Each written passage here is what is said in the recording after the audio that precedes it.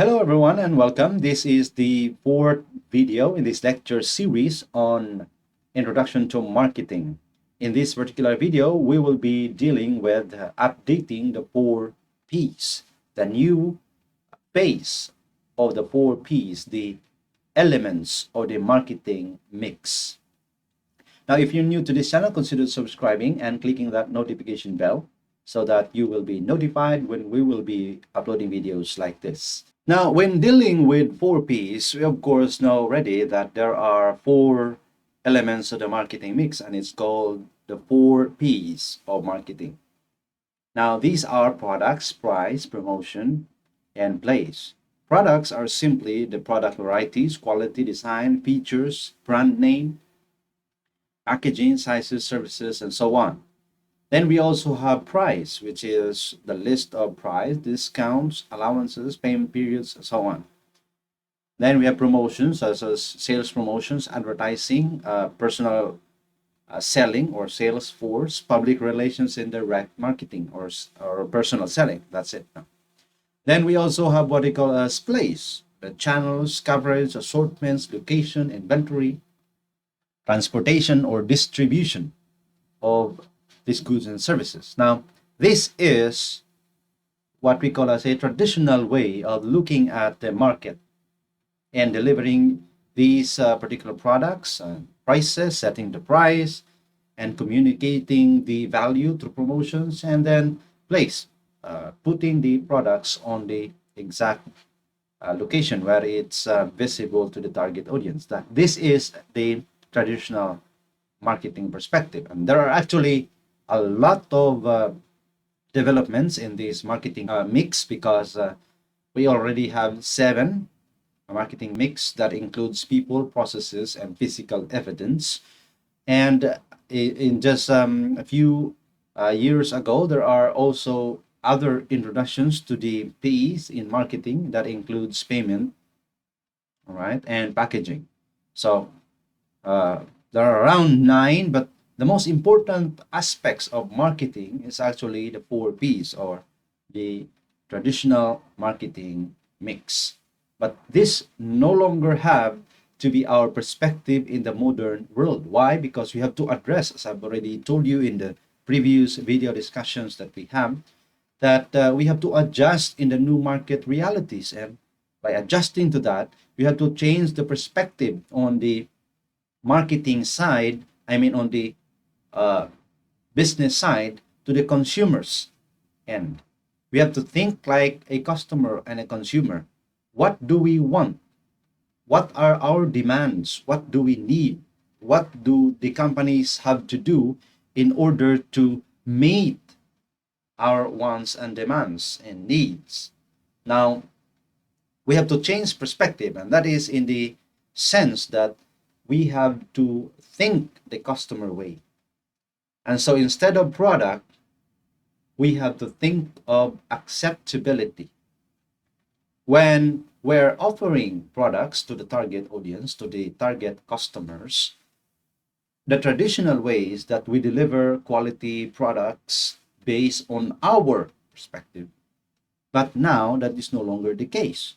Acceptability is the extent to which a firm's total product offering exceeds customer expectation. The authors assert that acceptability is the dominant component of the framework and that design. In turn, it is the root of acceptability. By the way, the source of this is also displayed in your screen. You can also scan for the source of which we actually got this. And these are very important concepts that which I think as a professor teaching marketing things are very significant perspective that we have to take into consideration before we begin conducting any marketing campaign, right? Now, acceptability. Instead of thinking about our product, my quality, my design, my style, no, that should not be the case. It should be the customer's perspective. How would we make this product exceed customer expectation? And that is acceptability. The functional aspect The design can be boosted, for instance, enhancing the core benefit or increasing the reliability of the product. The psychological acceptability that can be improved by changes of the brand image or the packaging and design and positioning, so on. Then we have affordability. Instead of setting a price, oh, this will be sold at $5 or probably $100, or in the Philippines probably 1,000 pesos in the Philippines. It should not be the case. It should be affordability.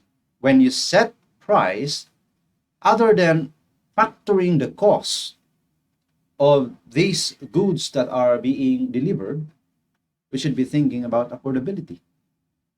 Affordability is the extent to which the customer in the target market are able and willing to pay for the product's price. It has two dimensions: economic, which is the ability to pay, and psychological, which is the willingness to pay. It could be that our customers, let's say, can actually afford the product. But the question is, are they willing to pay for these products? So we have to be deciding price correctly. It could be very problematic because in our perspective, the prices are just fine because this is the best way in order for us to arrive at the break-even point and then begin accounting for profits. But that should not be the case. We should be thinking about affordability. Can our customers actually afford these products? That's the reason why many of the people around the world are actually patronizing Chinese goods. Apart from the fact that it is it is very cheap, the quality are not at all that bad. At some point, these products are even better than leading brands, and so that's the reason why they are buying and purchasing Chinese goods because they're affordable. And acceptability combined with affordability determines the product's value proposition. So if your customers are willing to pay and they have the capacity to pay these particular products that you're offering, then well and good. Then we have awareness. Instead of thinking about how can I conduct a marketing campaign or advertising, that should not be the case because we should be thinking about awareness. Awareness is the extent to which the customers are informed regarding the product's characteristics, persuaded to try it, and reminded to repurchase. It has two dimensions: brand awareness and product knowledge. So it's not just a matter of choosing the right communication tool, the right medium, the targeting of ads to a target audience or a specific market segment.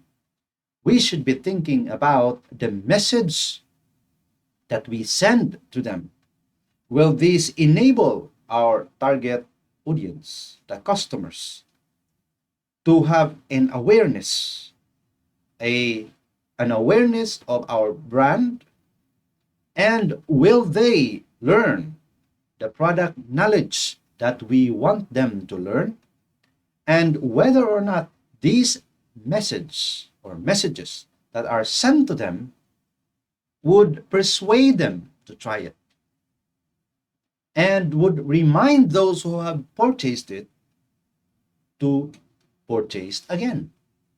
And so that's the reason why awareness is a very important aspect. Instead of not only focusing on the mediums, the strategies that you will do, we have to look at awareness, whether or not whatever strategies we use is in fact inducing some kind of a response, or let's just say understanding on the part of our target audience with respect to the product offering, the value proposition that we want them to have. Then we go to the different marketing management tasks. What are the tasks that marketing officers or marketing managers have to do in order to capitalize whatever they have and produce the desired outcome for the company. Now, number one, we have developing market strategies and plans. Of course, if you want to be a marketing manager, you need to know about marketing plans. And at some point, you have to develop different marketing strategies or probably adapt different marketing strategies for your plans so that it will be at some point market ready because of the new market realities. Then we have capturing marketing insight or market insights by which we have to understand the behavior of our target customers and target audience. What are the new things that have emerged in the new market trends? Then we have to connect with customers because failing to connect to the customers is tantamount to failure of the entire marketing campaign or the entire company in effect. So we have to connect and communicate with our customers well. We have to understand their perspective. We have to know their demands. We have to deliver as promised to them. And we have to build strong brands. These brands, brand identities, and brand equities, we have to do these things in order to induce more awareness and understanding on the part of our customers so that they will in turn recall and remember all of the products and services and the experience that they have if they have already tried our goods or products or experienced our services. They will remember their experience and probably at some point share it to other people. Then we have to create value. We have to let the customers know and understand that our product, is a way better choice than others. And by investing into this particular product that we have is some point of a practical, economic, and psychologically better decision than that of choosing the other alternative. And we have to deliver that killer value by delivering a quality product and let them feel that they are valued as a customer by giving assistance and support. And we have to communicate this value on a massive scale when necessary. And then we have to conduct marketing responsibly in the long term process because marketing is a continuous process. If there are things that have to be changed and improved, we have to improve. If there are things that are doing well, we have to look into possibilities of making it better. If things failed, you have to look into the reasons why it failed so that by the next time it will be a little bit better or it will be an improved strategies in a way that is effective and beneficial to our company or our corporation.